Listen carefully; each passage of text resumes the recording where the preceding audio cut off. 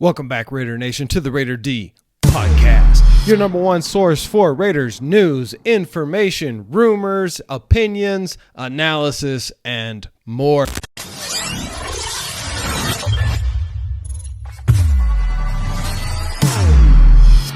All right, guys, so today it's going to be a couple of different things that we're going to touch on. First, a quick announcement. We are still waiting on the official announcement from the Raiders organization, i.e. Mark Davis, of who is been hired as the GM and the head coach moving forward. With that, insider sources have said that the decision has already been made, and that is that Champ Kelly has been hired as the general manager moving forward for the Las Vegas Raiders, and head coach Antonio Pierce will be named the permanent head coach. They have completed the Rooney Rule by interviewing two other potential minority head coaches. They have not scheduled any other head coaching interviews and do not plan to do so, as they plan to announce that Antonio Pierce is the guy for the job moving forward. Now, we don't know the details of any of the contract length, any of that type of stuff yet, because the official announcement has not been made. But it is expected to come out today or tomorrow. My guess is the only reason why Raider Nation has yet to be informed officially of this is due to the fact that they are probably negotiating all of the compensations for both parties involved, i.e. their salaries, bonuses, vacation times, 401ks, who knows, you know what I mean? It is an employer-employee contract. It has lawyers involved, so probably those things take a few days to hash out. So, with that being said, Raider Nation, we can breathe a sigh of fresh air. Now, in the comments, I have been getting some hate about my support for Antonio Pierce, and I want to address that hate. Here's the thing. People are saying that just because some guy yells out, "Right!"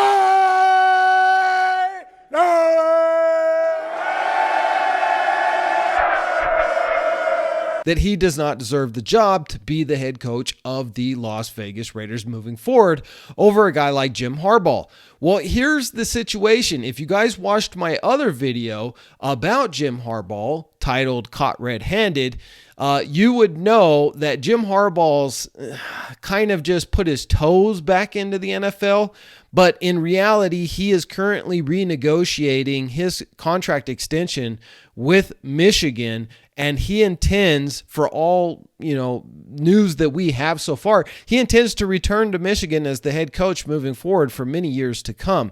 Now, Michigan has offered him a 6-year, $11.5 million a year deal, and the sticking point there is that he wants a 3-panel member written into his contract that would have to decide on his fate if the NCAA were to bring down some type of sanctions for alleged cheating or breaking the rules.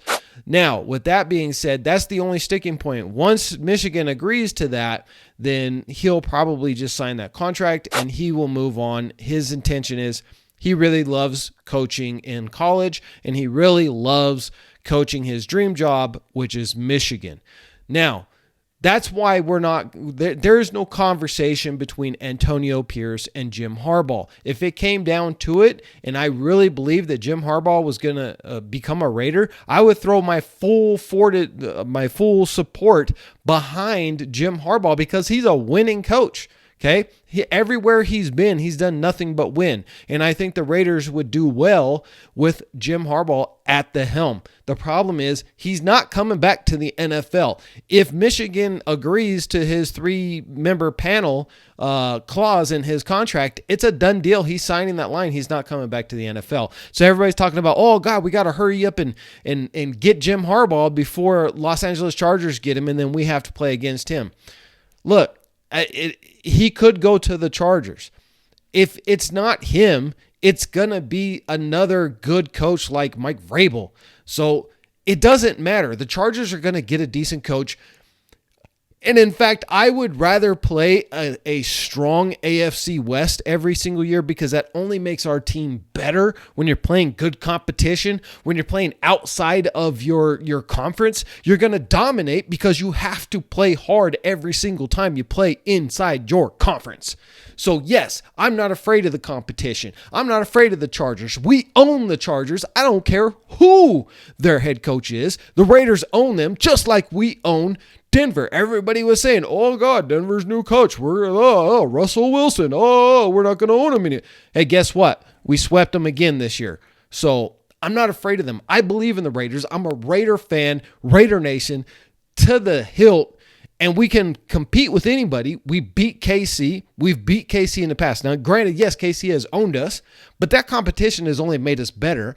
And moving forward, we have now that potential to take that next step. Now, what is that next step going to be? We know Antonio Pierce is going to be the head coach. We know Champ Kelly is going to be the general manager. And we know Kingsbury is most likely going to be the offensive coordinator moving forward. And what is Kingsbury's offensive style? It's called the air raid. It's what he's done in every program that he's been in through college, as well as the Arizona Cardinals. The air raid is perfect for the Las Vegas Raiders offense. For the weapons that we have, it's basically you run the ball down the throat of the defense, which we can do if we re-sign Josh Jacobs.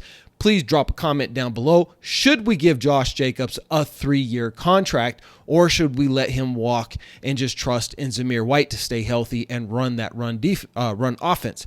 Now, with that being said, my vote is that we go with Josh Jacobs, re-sign him. We got that powerful 1-2 punch, and then if Josh Jacobs gets hurt, we know that Zeus can pick up the slack.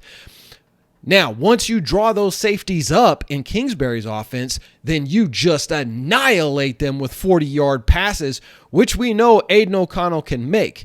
Now, everybody's saying that if we bring in Kingsbury, who happens to be the coach of Caleb Williams right now at USC, that it's a foregone conclusion that we're going to sell the farm and go after Caleb Williams. Here's the thing. Caleb Williams does not match the Raider culture. This kid is soft. He is immature. He literally paints his fingernails rainbow colors. He cries after games in public on his mama's boobies. Okay? We're not going after Caleb Williams. You guys are missing the point. Everybody's thinking because of Kingsbury, if he comes to the Raiders, that we're definitely going to go after Caleb Williams because that's his quarterback in college. No. Remember who the head coach is. The head coach is Antonio Pearson. Who does he have a relationship with? He has a relationship with Jayden Daniels. So if we're going to move up and if we're going to sell, some future draft capital and maybe trade some players, it's going to be for Jayden Daniels, not Caleb Williams. Jayden Daniels is more mature and he has a higher upside than Caleb Williams does. This dude can run like crazy. He has got excellent pocket awareness and he has a cannon for an arm. He needs to work on some, NFL mechanics, but that's why you bring in a guy like Kingsbury, is to work that out. So let me know down in the comments, what is your selection? Would you rather have Caleb Williams or Jayden Daniels? Tell me down below and tell me why. Why do you think either one should we do? Or put in AOC if you believe in Fat Farva, Super Trooper, Aiden O'Connell. I kind of believe in the kid. I think he can do a fantastic job. Is he kind of a statue back in the pocket? Does he have some pocket awareness issues? Yes. But if we address that offensive line and we don't, sell the farm to get a Jayden Daniels or a Caleb Williams, and we really address that offensive line and give him the protection, and then along with that, the air raid offense coming from Kingsbury, where we're going to run the ball down the throat of the defenses, open up, soften up those safeties, and then just chuck it down the field to Trey Tucker. I'm with it 100%. I think Aiden O'Connell can get us there, and then we have a top 5 defense. Now, moving on to the next subject. One of the head coaching interviews that the Raiders did was with a guy named Leslie Frazier. Now, Leslie Frazier as a head coach, not really spectacular, okay? I mean, he made the playoffs. But here's the thing with Leslie Frazier. He is a defensive coordinator, and he currently doesn't have a job. As a defensive coordinator, he is good. So if we lose Patrick Graham, if Patrick Graham ends up going to, for example, the Chargers, who are interested in him, if they cannot get Jim Harbaugh, if we end up losing him to a head coaching position, I pretty much guarantee, and I'm gonna put my name on the line right now, so you guys remember this, and I will remind you in a later video. Leslie Frazier will end up becoming the defensive coordinator for the Las Vegas Raiders. We really were not interviewing him to be a head coach of the Raiders. We were interviewing him for a replacement for Patrick Graham. Huh? Now, technically, we interviewed him as a head coach because we got the whole Rooney Rule nonsense. But we were, in reality, looking for that Patrick Graham replacement. Let me know down in the comments below. Do you think we should do everything it takes to keep Patrick Graham, or let him walk and become a head coach, which he is very deserving of, and I would support him and wish him the best, unless he's in the AFC West and we ever have to play him. But I think, honestly, we absolutely need to keep Patrick Graham, and I think because Antonio Pierce looks like he is the lock in and going to be announced either today or tomorrow as the future coach of the Raiders moving forward, that him and Champ Kelly are going to do everything they can. And Mark Davis, you need to give Patrick Graham a raise. Renegotiate his contract, give him more money, make sure he stays locked with us for at least another couple of years. Let's make that Super Bowl run. Patrick Graham, make that Super Bowl run. Get that Super Bowl ring with the Raiders. You can do it. And then move on and become a head coach. But we have all the seasonings to make a wonderful Super Bowl recipe with the ingredients that we have right now. Hey, if we go out and get Jayden Daniels and we sell the farm for him, we give up some future first-round draft picks, you know what? I'm not going to be mad about it. Jayden Daniels is an upgrade over Aiden O'Connell. Arm-wise, they're about the same. I think that they can compete as far as the throws go, but Jayden Daniels has that pocket awareness that Aiden O'Connell does not, and Jayden Daniels has the power and the speed to run out of anything. A lacking issue with Jayden Daniels is his size. He's very skinny, and it is worrisome that in the NFL he could get demolished. However, the Raiders are in a fantastic situation because we do have Aiden O'Connell on a rookie contract. So he's cheap, and Jayden Daniels would be cheap. And then if Denver releases Russell Wilson, we could literally get him for $2 million, which a wonderful subscriber did point out to me that my understanding was that Denver wouldn't release him because they're going to have to pay his full salary of $35 million cap hit this next year. And then moving forward, it's like a $45 million cap hit the year after. But the Raiders could pick him up for the bare minimum of $2 million a year. And then that kind of gets taken off Denver. They just eat it. They don't want Russell. Their coach over there is an idiot, so whatever. Hey, I think that would be fantastic. I've never been a super big fan of Russell Wilson's, attitude, his personality, but I think that he still has something left in the tank. He threw 28 touchdowns and 8 interceptions, I believe, if I'm correct. If I'm not, drop a comment down below and let me know. I'm not a big fan of Denver, so I don't follow their stats very closely, but I did watch something on him just last night, and that's where I got that number from. So if it is incorrect, just let me know. But the point is he did have a much better year this year than he did the year before. So maybe put him in a Kingsbury offense and he could do something, and maybe we let our two rookies just kind of sit back and keep competing.